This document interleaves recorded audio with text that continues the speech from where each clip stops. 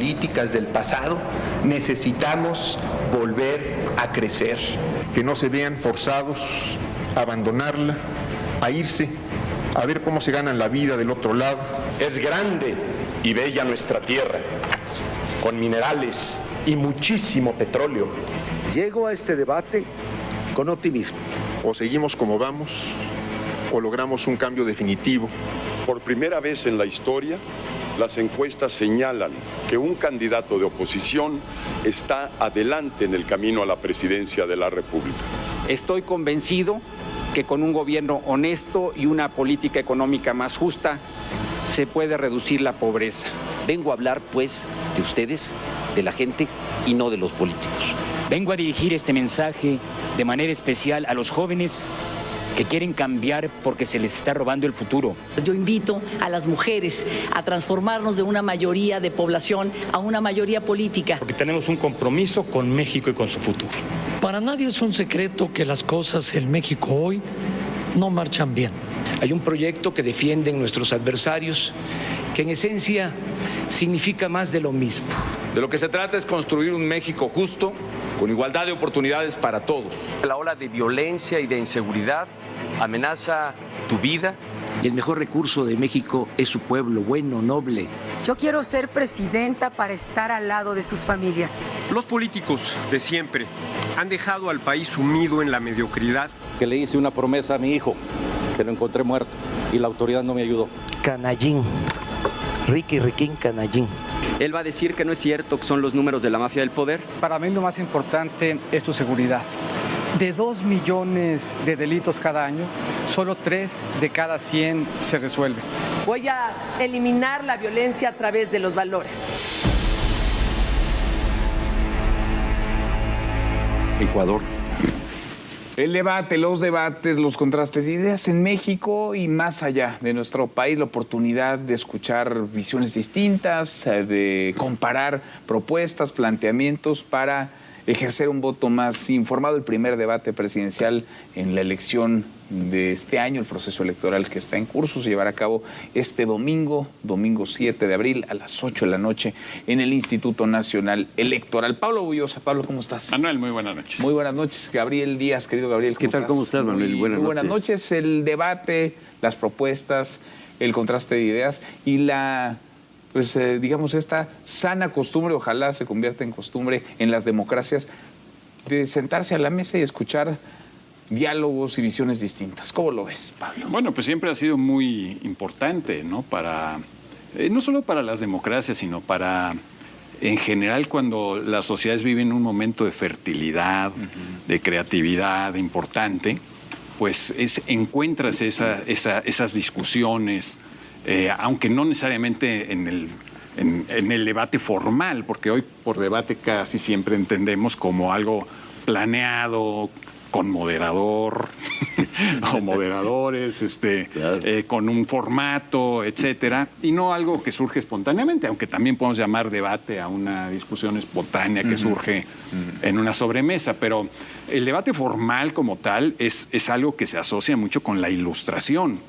En el siglo XVIII en Inglaterra hubo un auge de clubes de debate, hubo decenas de clubes de debate civiles donde se discutían asuntos de actualidad, después pasaron también a las escuelas.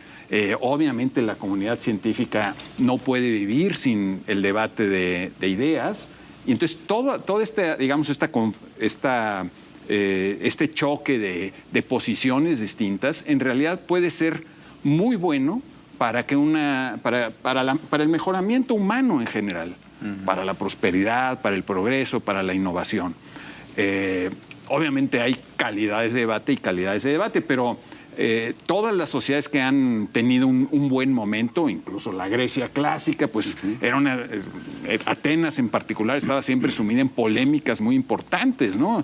Polémicas intelectuales entre los sofistas y Sócrates, los diálogos de Platón, Platón contra Aristóteles y por supuesto pues todo lo que ocurría en la asamblea, que era la institución democrática por excelencia de la Atenas clásica, donde pues había siempre constantemente un choque de ideas, y eso es lo que hacía que hoy recordemos a tantos atenienses y no nos acordemos prácticamente del nombre de ningún espartano, porque ahí no hubo filosofía, no hubo historia, no hubo medicina, no hubo ciencia, porque no había debate. Y en eso hay que decir un poco que las sociedades se parecen, yo digo que son un poco como el agua, ¿no?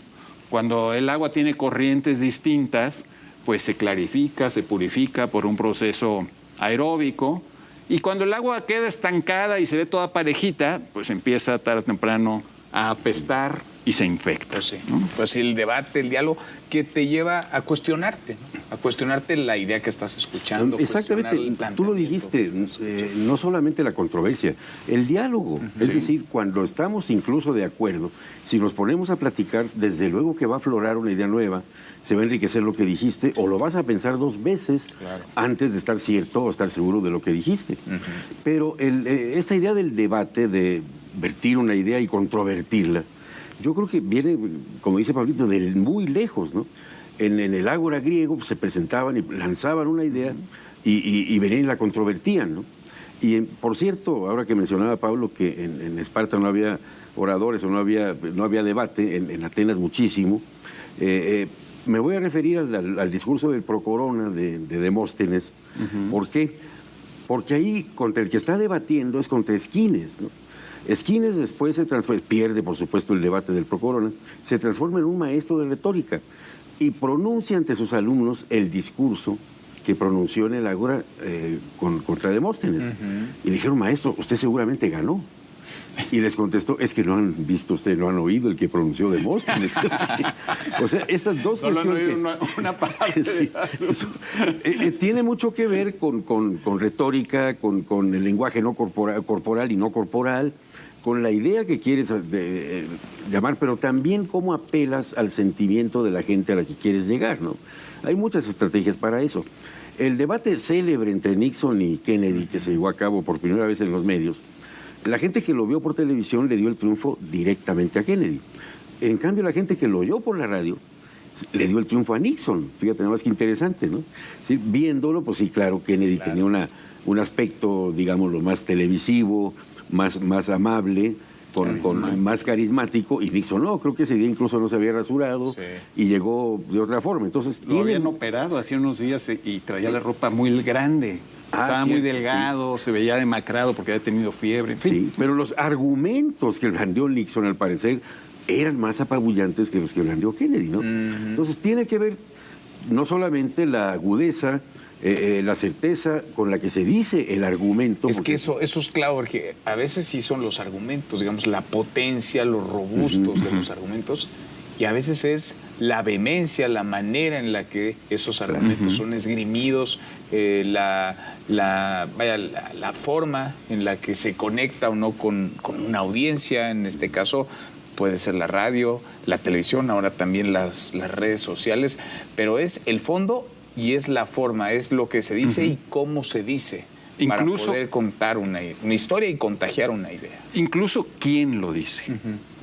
Claro. No solo el cómo, sino... Y el formato creo que tiene mucho que ver. En México nos hemos quejado de que los debates que hemos visto hasta ahora son muy acartonados. ¿Por qué? Porque finalmente no hay debate, ¿sí? Viene uno de los debatientes y lanza su discurso, vehemente o no vehemente, afortunado o no afortunado, logra cautivar o no, pero no hay tiempo para que exista ese intercambio que significa el debate precisamente, ¿no? Oye, lo que tú dijiste yo no estoy de acuerdo, y entre que el que está debatiendo lanza su idea y contesta los ataques del otro, ya no puede existir ese intercambio que significa el debate, ¿no? Yo creo que que están ustedes experimentando para el domingo es muy interesante, la bolsa de tiempo. Sí. Que tú tienes que hacer tus cálculos para ver, esta idea la voy a lanzar ahorita, pero la voy a debatir, a controvertir en la siguiente ronda que me toque, porque ahí voy a tener más tiempo, ¿no? Y vas tú calculando, haciendo cálculos en términos de lo que dice tu adversario, lo que dice tu contrincante y lo que tú tienes para proponer. Porque es un juego de agilidad. Es un juego de agilidad. Tienen que calcular tiempos, tienen una idea o varias que contar, quizá no logren conectar todas, tienen que administrar, digamos, sus propias baterías, sus fuerzas, conocen sus fortalezas, me imagino que también sus debilidades. Sí, todo eso, mientras está frente a una cámara, hablándole a millones de personas, convenciéndolas o tratando de convencerlas. Pero fíjate algo muy curioso. Pese a que asociamos a los debates justamente con las democracias, con los sistemas abiertos, si hay algo que los políticos cada vez odian más, es precisamente el debate.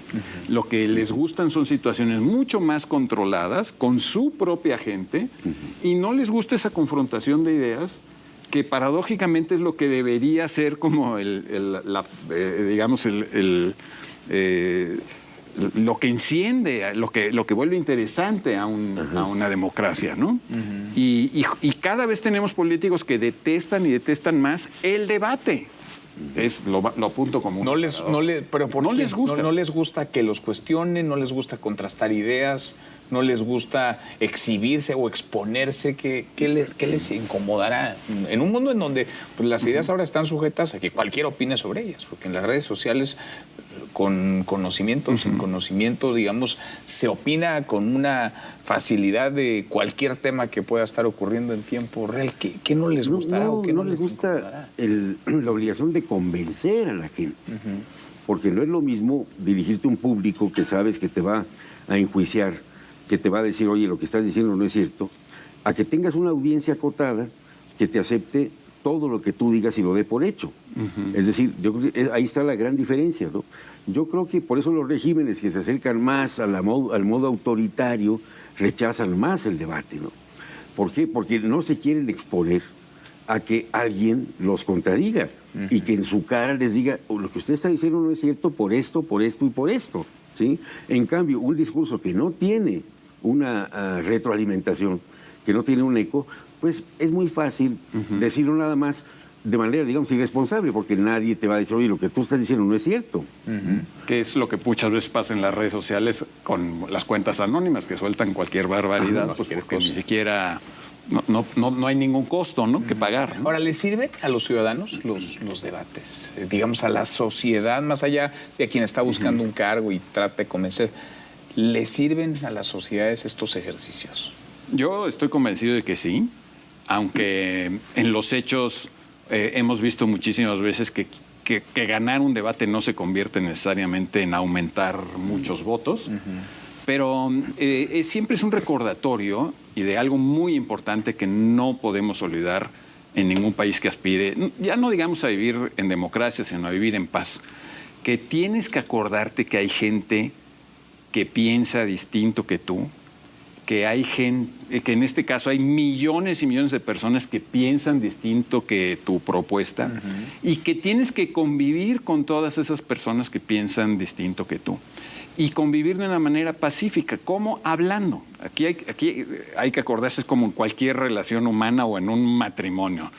O hablas y discutes o solamente hay otras dos opciones, que son la sumisión y la pelea, la pelea física. Entonces, el diálogo, la discusión, el debate, incluso los insultos son preferibles a la violencia física. Sin duda. Y además no solo son preferibles, sino que son lo único que puede evitar la violencia física o la sumisión más absoluta, ¿no? Entonces esas son las tres alternativas que tenemos. A propósito de los formatos, hay uno que le llaman el formato Karl Popper, precisamente porque Popper es el que propone una cosa y a ver, díganme que es falso, ¿no? El criterio que gana para saber si un argumento pesa o no pesa en términos de certidumbre o no, pruébame que es falso, ¿no? Claro. Entonces, entre cierto y falso. Entonces, tú pones un argumento y les pides a los debatientes que te digan por qué es cierto o porque te digan por qué es falso. El otro es el que citó Pablo de las sociedades de debates británicas. A mí me tocó vivirlas cuando yo estuve en la Universidad de Glasgow. Es muy interesante. ¿Por qué? Porque tú pones un tema y lo expones durante un tiempo, pero el otro que tú expones es al azar. Sacas un tema de una ánfora y tú no sabes si te va a tocar defenderlo o criticarlo. Mira. Entonces, a ver, sale el tema del aborto, pero a ti te toca hablar a favor del aborto, aunque tú estés en contra, ¿no?